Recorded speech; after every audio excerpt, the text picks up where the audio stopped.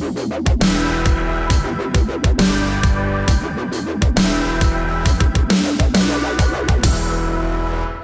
you hate it when the cop is hiding behind the billboard and you go speeding by at 17 miles an hour faster than the speed limit, and next thing you know, you see that light in your rear view mirror? Hi, I'm Scott Ott with Bill Whittle and Stephen Green, and what if all that happened? It's just that there was no cop in the car.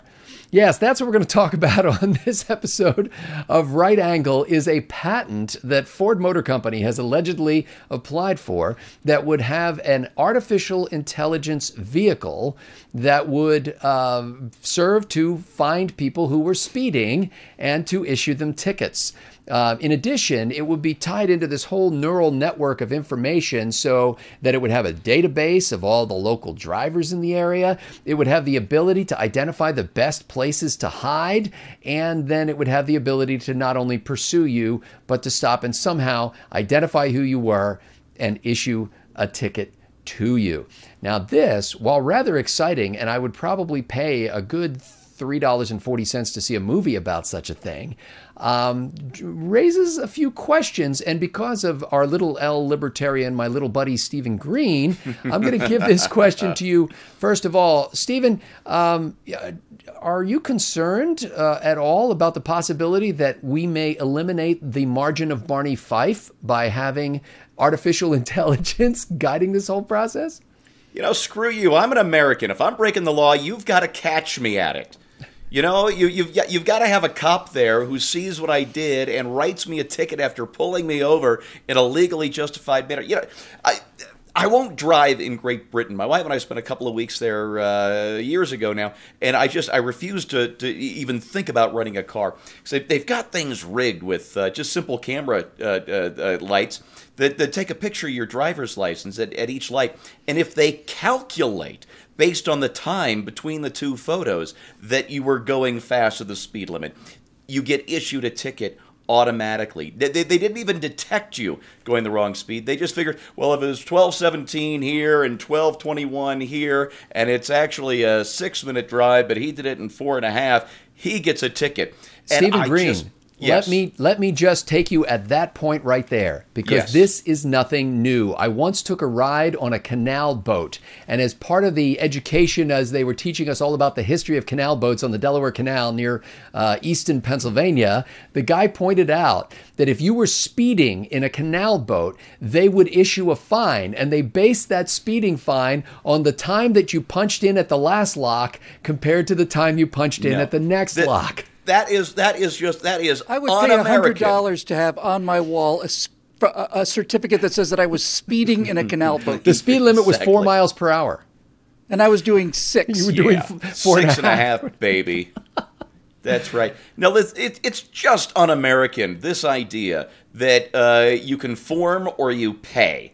And that's what it is. You conform or you pay. Whatever happened to being allowed to use our judgment? You know, the freeways around here are mostly 75 miles an hour, and most people drive between 78 and 83 because on most stretches during regular traffic conditions, that is a perfectly safe and prudent speed for our highways. But this idea that somebody somewhere else is going to set an arbitrary number and that every individual American's judgment is suspended and is subject to fine. I'm sorry, that is just, that offends me to the very core of my being. Well, Bill Whittle, as you know, this scofflaw Stephen Green seems to be off on his own little world, creating his own anarchical government. But meanwhile, guys like you are sitting there in traffic, minding your own business, when suddenly somebody in a ghost gray Camaro comes flying by at 85 miles an hour while you're obeying the speed limit at 60 or 65 miles an hour. Isn't it cool now that those people will be able to be caught even if there doesn't happen to be a Bobby on the spot to do that? And let me throw in what a spokesman from Ford said about this. The idea here is not, I'm paraphrasing loosely. The idea here is not to violate anybody's civil rights. The idea is to tap into this technology and this whole neural network of this city's data and cameras and all that kind of stuff to help a lot more citizens have a better day. Well, I, for one, welcome our robotic law enforcement overlords and would like to remind them that as a trusted member of the news media, I can be useful in rounding up other humans to serve in their underground sugar caves. This, to me, just sounds like just a raw, naked ploy. First of all, it seems almost like parody, but if it's not, then it's simply I thought it might be, so I went around and found it at Gizmodo and a bunch of other sites. So if it's parody, it's caught on very well. Okay, so let's assume that it's not parody. Then all it is it's a proposal to make a lot of money. Was it Ford putting this in? Mm-hmm. Yeah, okay.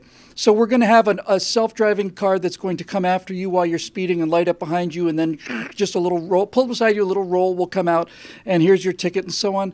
This is the stupidest thing I've ever heard. As Steve said, it's the road Stasi. We're all reporting on each other. Of course. So I would say to them, it said, hey, interesting new technology to catch speeders. Well, for the last 50 years or so, we've had interesting new technology to catch speeders, which, as Steve pointed out, is traffic cams and measuring his speed between one point and another between cams. But now we can do that much more easily. We don't need any of this nonsense. Just put a transponder in any car, and once that car exceeds the speed limit for more than 3 or 4 minutes or 4 or 5 seconds or whatever, automatically issue a ticket. And that is a temporary stage 2, by the way, because we are getting self-driving cars coming up, and when everybody has a self-driving car, there will be no speeding because the car will simply not allow you to go faster than the speed limit. How could it possibly allow itself to go faster than the speed limit? Never. It's not going to happen. And these millennials are just so on board with this. Oh, I don't like driving. It's risky and all the rest of it. Yeah, I know we got to get rid of risk. That's the main thing in life is make sure we don't take any risks. I'm with Steve on this, though.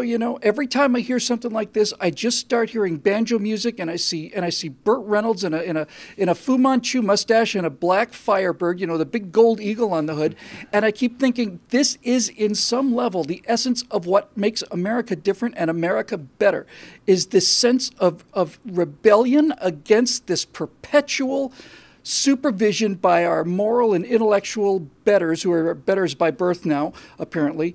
And I'm never going to drive a self-driving car because, look, speeding is the prerogative of every American. It's our chance to break the law with impunity, and it keeps us. No, I'm serious, and it keeps us honest. Makes us all lawbreakers all the time. My final point would simply be this: the speed limit is a speed which people have determined is the fastest that the worst driver in the worst maintained and poorest performing car can safely accomplish on that particular stretch of road. We all understand that the speed limit is for the worst driver with the slowest reflexes in the most poorly maintained bad car that this can handle safely. So as far as I'm concerned, I just hand over my pilot's license, Well, I'll tell you, it's interesting you mentioned that because I'm sure you're aware of the Mueller Sky Car, which has been some, 400 years in the making. This guy who has tried to invent this, and he can't bring it to market, largely because he eventually determined that in order for the Sky Car to be workable and get approval from the government, it would have to be tied into a network of air traffic that would monitor and actually control its flight. And so now we're talking about the same thing on the ground, are we not? And since it's not a helicopter or an airplane, both of which are capable of, at any point in the flight regime, both of those are capable of surviving a power failure safely. Yeah. If a helicopter loses an engine or if an airplane loses the engine, they can glide to safety. A helicopter can auto-rotate to safety. In the Sky Car, you better hope you're at parachute range. And by the way, everything that makes a good car makes a bad airplane. Everything that makes a good airplane makes a bad car. Well, I don't want people up there I don't want drivers up there in the sky. I enjoy looking down on them on the freeway simply because the people in the air are simply more professional, more safety-minded, and more disciplined. I don't want other drivers on the road, frankly. I don't. It's you'll get your wish. For the reasons why that you have enunciated so clearly in this idea that basically speed limits are designed for mediocrities. Speed limits, and of course, we're all better than mediocre, aren't we? So, this is disturbing in one sense, but in another sense, you're like, wow, isn't it cool that people are still inventing stuff? And somebody's like, yeah, let's come up with a cop car that can chase down the speeders. And, what's next? A police officer who can actually, track down criminals. Robotics is advancing very quickly. So do you want to Almost like a robo-cop of some kind. do you want to set loose the robo-cop in your neighborhood to basically be the one who's responsible? And it all comes down to the question of what is the value of human judgment in a human society? And how far can we trust the government, but the government is thinking, how far can we trust the citizen? The answer to that question is not far at all, because the government does not trust the citizens. I used to work for a public school system, and I would jokingly say that they would say in the administration office, this would be a great school district if it weren't for all the parents. I thought you could say the students.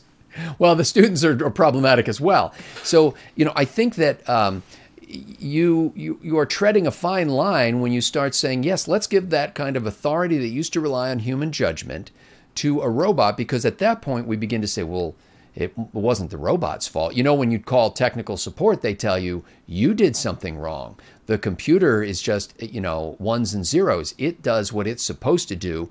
You don't always do what you're supposed to do. And the whole question comes down to human fallibility.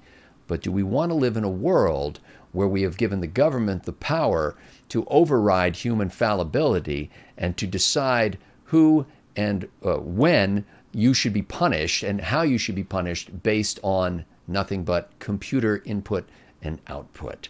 I, for one, am uncomfortable in such a future, and I would rather live with lousy cops and dirty cops and people with bad judgment. I want football games to be refereed by people who occasionally make a bad call and who don't see it right, but who don't get reviewed on video afterward. I don't want any lighted lines on the field to clearly indicate where the first down line is. I want somebody to bring a chain out and stretch it out, and I want a ref to hold his fingers up like this and say it was that close.